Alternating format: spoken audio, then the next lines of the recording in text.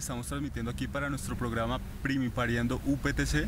El día de hoy tenemos la colaboración y la compañía de Fabián Romero. Él es estudiante de Economía de sexto semestre y miembro de la Organización Colombiana de Estudiantes. Bueno, muchas gracias Fabián por aceptar nuestra invitación. Bueno, el tema de esta entrevista es la MANE, la Mesa Amplia Nacional Estudiantil, ya que esta representa una gran importancia para la vida universitaria. Bueno, Fabián, ¿cuáles son las funciones de la MANE y qué es la MANE? Bueno, para empezar, la MANE es, digamos, un acuerdo nacional que establecimos las organizaciones estudiantiles más importantes, que tiene varios criterios, o sea, es decir, es en primera instancia una mesa amplia, o sea, es decir, ahí cabe todo el mundo, cualquier tipo de expresión, tanto nacional como local, tiene cabida en la MANE, pero además surge por algunos asuntos concretos, principalmente para derrotar el proyecto de reforma a la Ley 30, pero además para establecer un proyecto alternativo, es decir, una propuesta que supla, digamos, las falencias que tenía la propuesta del gobierno, pero que además recoja el interés de la comunidad universitaria. Ese es, digamos, el propósito principal de la MANE. Bueno, Fabián, en sí, ¿cuál es la propuesta que se lleva al Congreso por parte de la MANE?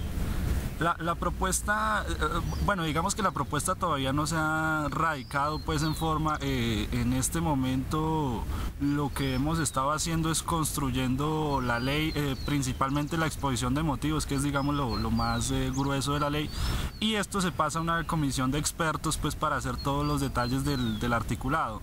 En ese sentido, decir que hemos llevado a cabo 3 debates nacionales, que es, digamos, la forma que ha adoptado la construcción de este proyecto de ley, digamos, para que recoja pues todo el sentir del estudiantado y de la comunidad universitaria, por supuesto profesores y trabajadores. Han habido 3 debates, uno de relación universidad-sociedad, es decir, digamos, qué relación tiene la universidad con la sociedad y cuál es su papel en ella. Otro que fue de calidad académica, bueno, excelencia académica, por ponerlo en unos mejores términos, y otro que fue de financiación. Entonces, en ese sentido, digamos que eso es lo que hemos venido haciendo hasta el momento. Okay. Bueno, Fabián, ¿tú qué piensas del déficit presupuestal destinado para la educación superior?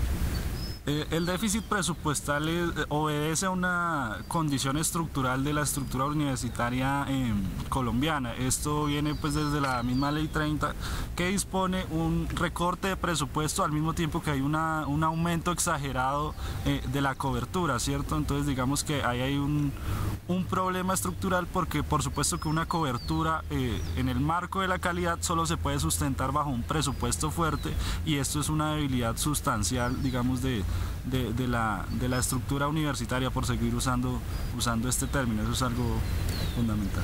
Listo, Fabián, ¿qué posición tomas tú en cuanto a la concepción del gobierno del beneficio que trae a la educación pública hacer inyección de capital privado? Bueno, la posición está absolutamente en contra, ¿cierto? Y digamos que esa postura no es solo mía, sino es de gran parte pues de los estudiantes, de toda la MANE pues, y de algunos otros sectores como la Central Unitaria de Trabajadores, FECODE, la Minga Indígena, el Polo Democrático, bueno, varios sectores que estamos de acuerdo en que la inyección de capital privado, o por ponerlo en términos del gobierno, el ánimo de lucro, es absolutamente nefasto para la educación pública, porque la supedita a la máxima ganancia, ¿cierto?, del inversionista, y eso pues, esa máxima ganancia solo se puede sacar disminuyendo costos y aumentando pues costos, me refiero a inversión pues en instalaciones, en profesores de planta, las formas contractuales de los profesores, es decir, ya son más catedráticos ocasionales y catedráticos externos que profesores de planta, pero además un aumento exagerado del precio de matrícula. Si se entiende pues que ya no va a haber tanto presupuesto estatal, sino que va a haber un presupuesto mayoritariamente privado, que por supuesto va a estar en la lógica pues de la máxima ganancia, y esto por supuesto trae enormes repercusiones para los estudiantes. Fabián, ¿por qué crees que se tiene la concepción de que con la privatización de la educación de alta calidad va a ser para los que pueden pagar los altos costos, y la educación de mediana calidad va a ser para los que no pueden? Bueno, esto yo lo mencionaba con un ejemplo, y es que en el mundo, digamos, adoptando la concepción, utilizando los términos que utiliza el gobierno, o sea, una educación como mercancía, hay mercancías y particularmente utilizando el término de ánimo de lucro, se puede ganar mucha plata, digamos, desarrollando mercancías de muy buena calidad y también de pésima calidad. Eso depende pues de qué es lo que se quiere hacer, y eso depende también los costos de matrículas. Es decir, una educación de calidad solo se puede sustentar con enormes cantidades de recursos, ¿cierto? Una financiación absolutamente fuerte, y esto solo puede provenir o de la sociedad civil, es decir, de nosotros, o del Estado, ¿cierto? Y en ese orden de ideas, cuando se privatiza, digamos, la educación, por supuesto que la calidad se ve sensiblemente afectada si se toma en cuenta, digamos, que las clases medias, las clases populares no pueden pagar pues elevados precios, y el precio debe ser relativamente bajo, pero en la lógica pues de la educación privada va a ser de pésima calidad. En ese sentido hay 1001 ejemplos pues de matrículas de 10 millones, digamos, por ejemplo en los Andes, pero también matrículas de 2 millones, 1,5 millones en universidades privadas, y por supuesto que esto se traduce en términos de la calidad. Bueno, Fabián, en ese contexto, ¿cómo podemos determinar por qué el gobierno insiste tanto en la privatización de la educación superior? Bueno, digamos que obedece más a razones de orden político, es decir, cuando uno analiza todo el plan de gobierno, el Plan Nacional de Desarrollo, todas las políticas que ha adoptado el gobierno, particularmente el Tratado de Libre Comercio con Estados Unidos, pues uno se puede dar cuenta que el gobierno nacional no obedece a los intereses de la nación colombiana, sino obedece a otros intereses, particularmente a los intereses de Estados Unidos. Asuntos como el capítulo 11 del Tratado de Libre Comercio, que establece cuál va a ser la política de servicios transfronterizos, y en eso está enmarcada pues la educación, digamos, hace visible cuál es la postura del gobierno al respecto, ¿cierto? Particularmente en lo que tiene que ver con ánimo de lucro, y eso era lo que iba a implementar a través de la reforma a la Ley 30, que pues todos hemos visto los debates que hacía la ministra y la forma pues como exponía, digamos, su proyecto de ley. Y esto obedece, repito, pues a que el gobierno nacional no obedece a los intereses de la nación colombiana, sino obedece a otro tipo de intereses. Fabián, ¿qué relación tiene el TLC con la reforma a la educación superior? Bueno, digamos que el TLC es la política general, y la reforma a la educación es la política particular, es decir, la ley que implementa la política que está establecida en el TLC era la reforma a la Ley 30.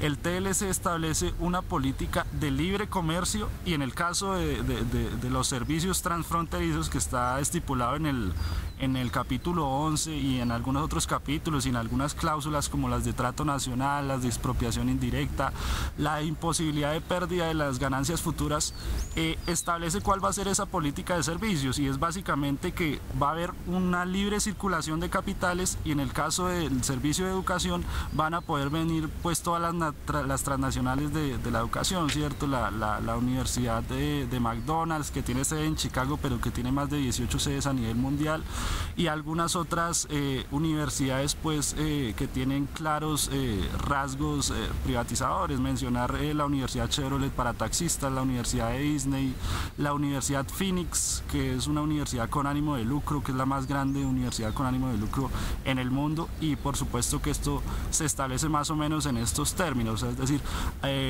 estar a favor, digamos, adoptar políticas a favor de los intereses de estas transnacionales de la educación en detrimento pues de las universidades nacionales.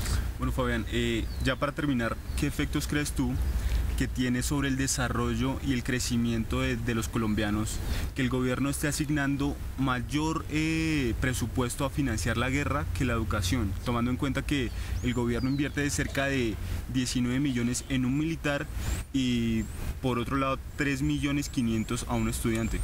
Bueno, la consecuencia principal es que se condena a Colombia al atraso para siempre. O sea, es decir, nosotros hemos dicho, y particularmente yo he dicho, que el aparato educativo de un país depende del aparato productivo de un país. Pongo un ejemplo sencillo. En el caso de los Nukak Maku, que es una tribu de cazadores y recolectores, y esto lo digo pues con todo el respeto por ellos, sería una necesidad de establecer en esa comunidad un laboratorio de física cuántica, ¿cierto?, de altos niveles de medicina, porque esa sociedad no requiere esa educación. Y en el caso, ya tomándolo a nivel macro de la sociedad colombiana, también sucede el mismo fenómeno, o sea, es decir, un país que adopta como política de crecimiento económico la minería, pues obviamente no va a necesitar grandes conocimientos en ciencia o en tecnología o en ese tipo de cosas, porque digamos la producción minera y de materias primas agrícolas no genera valor agregado y no requiere altos niveles de educación. Entonces digamos que partiendo de una idea, y es que el aparato educativo depende del aparato productivo, se puede establecer una conclusión absolutamente clara frente a este tipo de medidas, y es que se condena al atraso, pues a la dependencia de otros países a la nación colombiana. Esa es la conclusión. Fabián, muchísimas gracias por tu colaboración. Bueno, muchísimas gracias. Esperamos vernos en una próxima oportunidad aquí en Primipariando UPTC.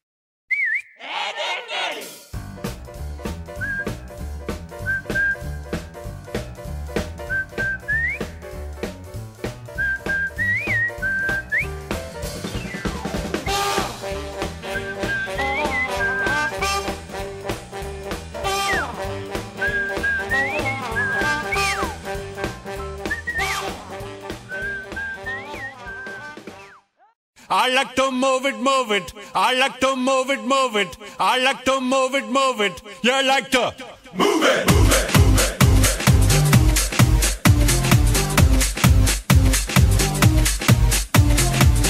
All girls all over the world.